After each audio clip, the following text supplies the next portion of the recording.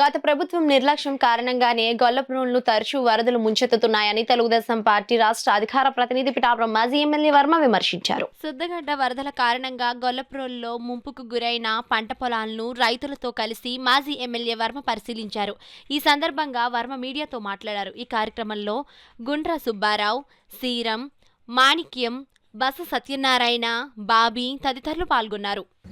ముఖ్య కారణం ఏంటంటే జగన్మోహన్ రెడ్డి ఈ సుద్దగడ్డ కొండకాలవ ఇటు గొల్లప్రోలు, దేవీనగరం, కంకర్రేవళ్ళు, శివాలయమాన్యం, ఈబీసీ కాలనీ, ఇక్కడ ఎస్సీ కాలనీలు, అలాగే దీనికి ఉన్న కింద ఉన్న మలవరాలు ఇవన్నీ ములక్కండా ఉండడానికి ఏలేరు ఫేజ్ 2 కోసం తెలుగుదేశం పార్టీ 14-19లో ఎంతో పోరాడి 18 ఎండింగ్లో చంద్రబాబు నాయుడు గారు 160 కోట్లు ఇచ్చి టెండర్ పిలిచి శంకుస్థాపన చేసి పనులు రవణకపేటలో ప్రారంభించారు. ఎవరి గురించి చేశారు? అది పిఠాపురం టైలాండ్లో వచ్చి ఫ్లడ్ని డైరెక్ట్ సముద్రంలో కలపడానికి. అందులో కొండకాలం ఒక పార్ట్, కొంతమంది కొండకాలం అంటారు, శుద్ధగడ్డ అంటారు. ఓవరాల్గా పిఠాపురంలో డ్రైన్ బయటికి పోవాలి అంటే మనకి మురుక్కాలం లేదు. ఈ డ్రైన్ బయటికి పోవడం గురించి ఆ రోజు చంద్రబాబు నాయుడు గారు ఇవ్వడం జరిగింది. ఎలాగిచ్చారు చంద్రబాబు నాయుడు గారు?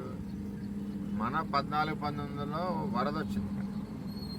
వచ్చినప్పుడు స్వయంగా చంద్రబాబు నాయుడు గారు వచ్చి చూసిన దాని మీద నిర్ణయం తీసుకుని ఇచ్చారు. ఇచ్చిన దాన్ని జగన్మోహన్ రెడ్డి వచ్చిన వెంటనే రద్దు చేశాడు. అదొకటి ప్రజలు గుర్తుపెట్టుకోవాలి. ఎంతో కష్టపడి, సంవత్సరాలు కష్టపడి దాని మీద పోరాడి తీసుకొచ్చి మనం తెచ్చిన దాన్ని, ప్రారంభించిన దాన్ని జగన్మోహన్ రెడ్డి వచ్చాక రద్దు చేశారు. ఎవరు రద్దు చేశారో ఆ రోజు ఎంపీ ఎవరున్నారో, ఇంకొకరు ఎవరున్నారో మీకు తెలుసు. అది సంగతి. దీన్ని కూడా చంద్రబాబు నాయుడు గారిని మేము నా సీటు పోయిన సమయంలో నేను అడిగింది పురుషోత్పట్నం ఎత్తిపోతలు ఒకటి పంటలు పండడానికి, రెండవది ఏలేరు ఆధునీకరణ ఏదైతే మీరు ఇచ్చి శంకుస్థాపన చేసి ఆగిపోయిందో అదొకటి, 2 మొదలెట్టాలని చంద్రబాబు నాయుడు గారిని అడిగాను. ఆయన మాట ఇచ్చారు.